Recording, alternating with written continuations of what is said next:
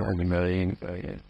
الحمد لله والصلاة والسلام على سيدنا محمد وعلى آله وأصحابه أجمعين. أما بعد، وسماكم المسلمين. أما بعد، فأعوذ بالله من الشيطان الرجيم. بسم الله الرحمن الرحيم. وسماكم المسلمين. وقال الله تعالى: إنما المؤمنون الذين إذا ذكر الله وجلت قلوبهم وإذا تليت عليهم آياته زادتهم إيمانا وعلى ربهم يتوكلون الذين يقيمون الصلاة ومما رزقناهم ينفقون أولئك هم المؤمنون حقا. صدق الله العظيم.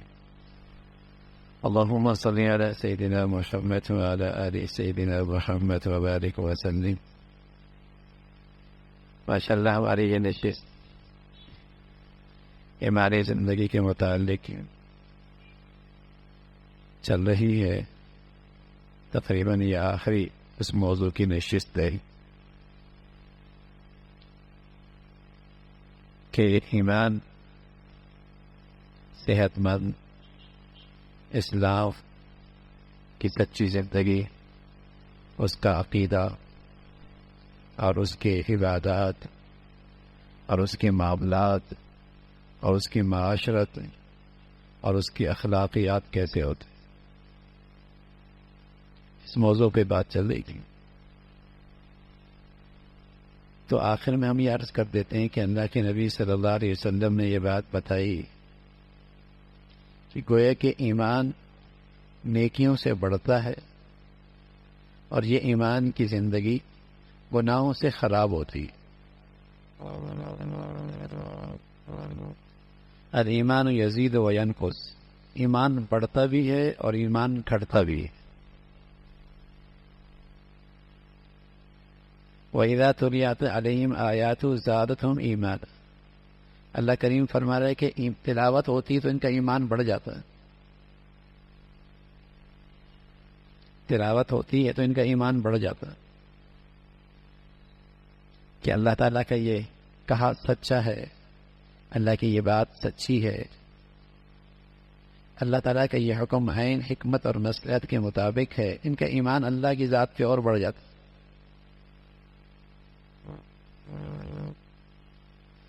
وَلَمَّا رَأَى الْمُؤْمِنُونَ الْأَحْزَابَ قَالُوا هَذَا مَا وَعَدَنَا اللَّهُ وَرَسُولُهُ وَصَدَقَ اللَّهُ وَرَسُولُهُ وَمَا زَادَهُمْ إِلَّا إِيمَانًا. جب سچے ایمان والوں نے دیکھا کہ ساری دنیا کا کفر ان کے مقابلے پہ کھڑا ہو گیا، وَلَمَّا رَأَى الْمُؤْمِنُونَ الْأَحْزَابَ، جب سچے ایمان والوں نے دیکھا سارا دنیا کفر، مسلمانوں کی یہ سچی ریاست اسلام پہ جو کھڑی ہے مدینہ منورہ کی، اس کے مقابلے میں ساری دنیا کفر اکٹھا ہے. تو قرآن مجید بتاتے ہیں کہ وزارتم ایمان، ان کا ایمان اور بڑھ گیا کہ اللہ نے سچ کہا تھا کہ جب تم سچے دین پہ چلو گے تو کفر تمہارے مقابلے میں اکٹھا ہو جائے گا. تو آج ہمیں نظر آ رہا ہے وزادتم ایمان، ایمان اور بڑھ گیا، اللہ کی ذات پہ اعتماد یقین اور بڑھ گیا. تو یہ ایمان بڑھتا بھی ہے گھٹتا بھی ہے. پیارے رسول صلی اللہ علیہ وسلم فرمایا کرتے تھے لَوْزِنَ ایمان ابی بکر مع سائر امہ لرجح ایمان ابی بکر رضی اللہ تعالیٰ. فرمایا ساری دنیا کا ایمان ایک پلڑے میں رکھ دیا جائے اور دوسرے پلڑے میں اکیلے حضرت صدیق کا ایمان رکھ دیا جائے تو حضرت صدیق کا ایمان سب پہ بھاری ہو جائے. کیا ایمان ہوگا؟ لو وزن ایمان ابی بکر مع سائر امہ لرجح ایمان ابی بکر.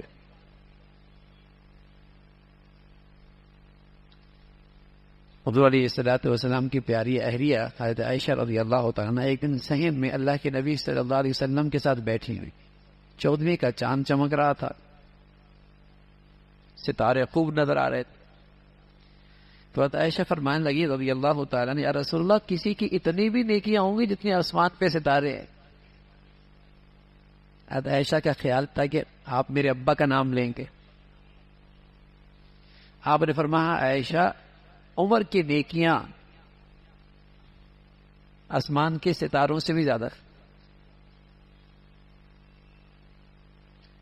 تو حضرت عائشہ کچھ خاموش سی ہو گئی.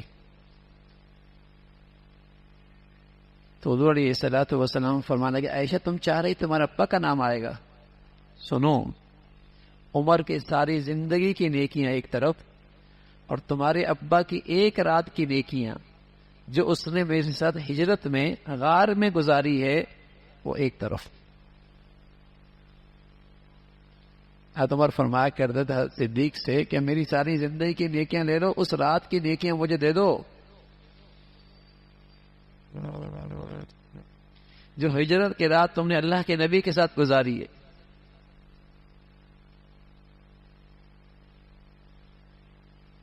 تو لو وزن ایمان و ابی بکر مع سائر ام لرجح ایمان و ابی بکر، ایمان اتنا بھی بڑھتا ہے، ایمان اتنا بھی بڑھیا ہوتا ہے۔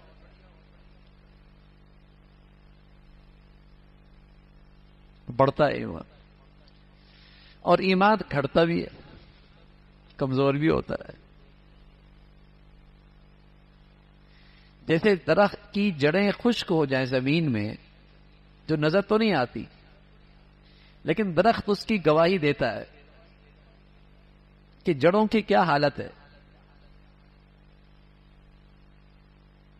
پھل نہ آئے، پھول نہ آئے، پتے گر جائیں، شاخیں نہ رہیں، تنا سوکھ جائے، اور یہ پورا درخت اپنی پہچان ہی کھو بیٹھے،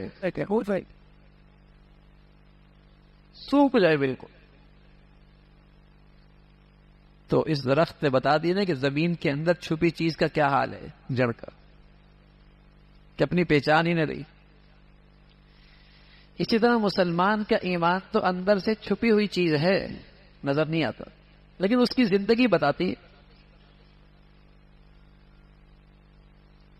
اگر اپنے عقیدے میں اور اپنی عبادات میں اور اپنے معاملات میں اور اپنی معاشرت میں اور اپنی اخلاقیات میں کہیں بھی تازگی ایمان کی نظر نہ آئے تو بتائیے اس کے اندر کا ایمان کا کیا حال ہو، کہ نہ اس کا اللہ کی ذات پہ ایمان یقین مسلمانوں کا ساتھ، نہ اس کی زندگی میں عبادت مسلمانوں کی سی، نہ اس کی معاشرت مسلمانوں کی سی، نہ اس کے معاملات لین دین مسلمانوں کے سے، نہ اس کے اخلاقیات مسلمانوں کے سے، تو پھر نام کا ہی مسلمان رہ گیا نا بھائی، کہ ابا نے بچپن میں مسلمانوں کا نام رکھ دیا تھا اور کچھ بچپن میں اس کے اسلام کے مطابق کچھ رسم و رواج ہو گئے تھے، اور جب مرے گا تو لوگ جنازہ پڑھ لیں گے، باقی تو اس کی زندگی میں کوئی اسلام کی شناخت نہیں ہے، تو ایمان اتنا بھی گھٹتا ہے۔ اور ایسا بھی مسلمان نظر آتے اور بے شمار نظر آتے ہیں جنہیں کلمہ بھی الفاظ بھی صحیح طور پہ نہیں آتے، کلمے کا مفہوم بھی کوئی نہیں پتا، اور ایمان کے بعد سب سے بڑا فریضہ نماز، اس کا کتنا اہتمام ہے، زکوٰۃ کی ادائیگی کتنی ہے، روزے کے ساتھ ان کا کیا سلوک ہے۔ معاشرت دیکھیں تو ان کی زندگی میں اور ہندوؤں کی زندگی میں کوئی فرق نہیں آتا، ان کی زندگی میں اور عیسائیوں کی زندگی میں کوئی فرق نظر نہیں آتا۔ معاملات دیکھیں تو جو یہودی سود لیتے تھے یہ بھی لیتے ہیں، جیسے سعودی لین دین جو سود کا کرتے تھے وہ بھی کرتے، جیسے یہودیوں کے ہاں جوا اور قمار تھا، ان کے ہاں بھی قمار اور جوا ہے، یعنی وہ ساری وہ چیزیں جو غیروں کی ہیں وہ اس کی زندگی میں ہے۔ ایمان اتنا کمزور ہو گیا کہیں نظر نہیں آتا۔ تو پیارے رسول صلی اللہ علیہ وسلم نے بتایا کہ ایمان بڑھتا بھی ہے گھٹتا بھی ہے، نیکیوں سے بڑھے گا، اعمال صالحہ سے بڑھے گا، بڑھتا چلا جاتا، بڑھتا ہی چلا جاتا، اور گناہوں سے ایمان گھٹتا ہے، کمزور ہو جاتا ہے۔ اگر گناہ نیکیوں سے بڑھ گئے تو ایمان کی سطح روز بروز نیچے آئے گی۔ صحت کو اور جسم کا وزن بڑھانے کے لیے اور صحت بحال رکھنے کے لیے دو چیزوں کی ضرورت ہوتی ہے، کہ جسم کو آپ غذا بھی اچھی دیں اور اس کے لیے پرہیز بھی اچھی کریں۔ صحت بحال ہو جائے، وزن ٹھیک ہو جائے، غذا بھی اچھی کر لیں اور ساتھ ساتھ اس کو مضر چیزوں سے بھی بچائیں. تو مسلمان کی ایمانی زندگی کی صحت کے لیے اچھی نیکیوں کی بھی ضرورت ہے، اعمال صالحہ بھی اچھے ہوں، اللہ تعالیٰ کے فرائض اور واجبات اور سنن کا اہتمام بھی خوب ہو، اور ساتھ ساتھ جو زہریلے اثرات ہیں، جو مضر چیزیں ہیں، گناہ، آنکھوں کی خیانت، زبان کی خیانت، کانوں کی خیانت، یعلم خائنۃ الاعین وما تخفی الصدور، جو خیانت کر رہے ہو اللہ سب جانتے ہیں. تو مضر چیزوں سے بھی اپنا ایمان بچائے گا تم صحت مند، ورنہ تو نہیں بنے.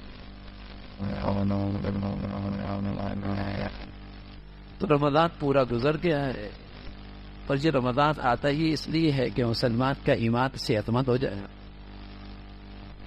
مسلمانوں کا ایمان صحت مند ہو جائے، کہ اس کی زندگی میں اچھی اچھی نیکیاں اور فرائض اور اللہ کے احکامات سے ہوں، اور اس کی زندگی میں تقوی، پرہیزگاری، گناہوں پہ سچی توبہ، سچی معافی، یہ ہو جائے. سبحان اللہ، ایمان صحت مند ہو جائے. اب ہم اپنا جائزہ لے لیتے ہیں ایک بات سے، بلکہ اللہ کے نبی کی دو باتیں سامنے رکھتے ہیں اور دیکھتے ہیں کہ ہم اپنے ایمان کے لحاظ سے آج کہاں کھڑے. 28 دن گزر گئے، اللہ کے نبی نے بتایا کہ یہ ایمان صحت مند ہونے کی ایک نشانی ہے. پہلی نشانی فرمایا اذا سرت کا حسنتک کا وساءت کا سیئتک فانت مومن، کہ جب تو نیکی کرے تجھے بڑی خوشی ہو، اور جب تجھ سے اللہ کی نافرمانی ہو جائے تو پریشان اور بے چین ہو جائے. فرمایا جس کو یہ علامت نصیب ہے سمجھے اللہ نے اسے صحت مند ایمان دے دیا. آج 28 دن گزر گئے، ہم نے ایمان کو اچھی غذا بھی دی اور اپنی سے کچھ پرہیزگاری بھی کی، تو بتائیے ایمان کی یہ صحت بحال ہو گئی؟ گناہ تو ہو جائے گا، غیبت بھی ہو جائے گی، جھوٹ بھی ہو جائے گا، آنکھوں کی خیانت بھی ہو جائے گی، کچھ کوتاہی بھی ہو جائے گی، لیکن یہ کوتاہی آپ کو بے چین اور پریشان کر دیتی ہے اور آپ کو توبہ اور معافی پر مجبور اور کھڑا کر دیتی ہے. اگر کر دیتی ہے تو اللہ کا شکر ادا کریں کہ اللہ نے آپ کو ایمان کی صحت نصیب فرما دی. یہ صحت مند ایمان کی نشانی ہے بھائی. اور اگر اب تک کیفیت وہی ہے کہ گناہ زندگی میں ہیں اور ان کی عادت باقی ہے، نیکیاں بھی چل رہے ہیں، گناہوں کا سلسلہ بھی چل رہا ہے، اور گناہ پہ شرمندگی اور ندامت بالکل نہیں ہے، تو میرے عزیزو چند 1-2 شامیں رہ گئیں اور 1-2 راتیں رہ گئیں، تھوڑے سے لمحات رہ گئے، ابھی بھی موقع ہے. اگر سچی توبہ اور ندامت ہو جائے تو انشاءاللہ کچھ نہیں گیا، بہت کچھ مل سکتا، بہت کچھ مل سکتا ہے ان گھڑیوں کے اندر. ورنہ جو ایمان مطلوب ہے اس رمضان میں، اور جو ہدف ہے رمضان کا، اور جو اصل سیزن ہے رمضان کا، وہ صرف روزے نہیں ہے، وہ صرف افطاری نہیں ہے، وہ صرف قیام نہیں ہے راتوں کا، وہ تو ایمان کی صحت ہے. وہ تبھی ممکن ہے جب غذا بھی اچھی ہو اور توبہ بھی بڑی ہو، غذا بھی اچھی ہو، معافی بھی بڑی ہو، اعمال صالحہ بھی خوب ہو، پرہیزگاری بھی خوب ہو. مطلوب یہ ہے رمضان میں. تو ہم اپنی ایمان کی صحت کا جائزہ لے لیں کہ اب گناہ کرنے سے پریشانی ہوتی ہے، دل بے چین ہوتا ہے، اور یہ بے چینی اور پریشانی مجھے گناہ معافی پہ کھڑا کر رہی ہے، فوراً توبہ ہو رہی ہے، فوراً معافی مانگ رہا ہوں. یہ مقصود ہے رمضان. اب 11 مہینے اگلے آئیں گے، گناہ تو ہو جائیں گے، غلطیاں تو ہو جائیں گی، انسان ہے، کمزور ہے، بشر ہے، کر بیٹھے گا غلطی. لیکن اگر ایمان کی یہ سطح نصیب ہو گئی تو انشاءاللہ نجات ہو جائے گی، فوراً توبہ کر لے گا، فوراً معافی مانگ لے گا. جہاں قصور ہوا رات سونے سے پہلے معاملہ صاف کر لے گا. یہ ایمان ہے، ایسا صحت مند ایمان چاہیے بھائی. دوسری نشانی اللہ کے نبی نے بتائی، ایک تو یہ ہو گئی، دوسری نشانی صحت مند ایمان، کسی درجے کا ایمان، کسی درجے کا ایمان. فرمایا من رأى منکم منکرا فلیغیرہ بیدہ فإن لم يستطع فبلسانی فإن لم يستطع فبقلبی وذلك اضعف الایمان. اللہ کی نافرمانی دیکھے تو ہاتھ سے روکے. بچوں میں دیکھ رہا ہے، گھر میں دیکھ رہا ہے، کاروبار میں دیکھ رہا ہے، اپنے ماتحتوں میں دیکھ رہا ہے، جہاں اس کا ہاتھ چلتا ہے، زبان چلتی ہے، اس کی بات کی اہمیت ہے، اس کے اختیارات ہیں، گناہ دیکھ رہا ہے، روک رہا ہے. تیسری صورت یہ ہے کہ نہیں روک سکتا، نہ ہاتھ سے نہ زبان سے. اب کیا کر رہا ہے؟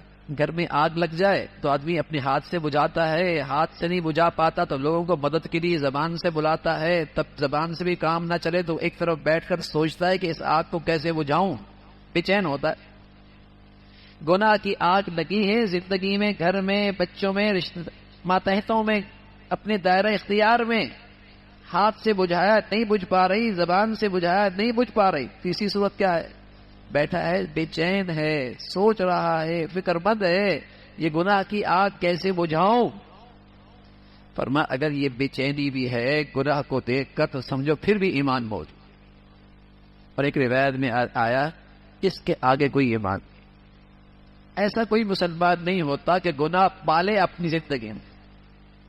ایسا کوئی مسلمان نہیں ہوتا کہ اپنی زندگی میں گناہوں کو پالے، گناہ کی زندگی کو اپنی زندگی کی ضرورت سمجھے، گناہ کو اپنی زندگی کی عزت سمجھے، اسٹیٹس سمجھے. ایسا مسلمان نہیں ہوتا.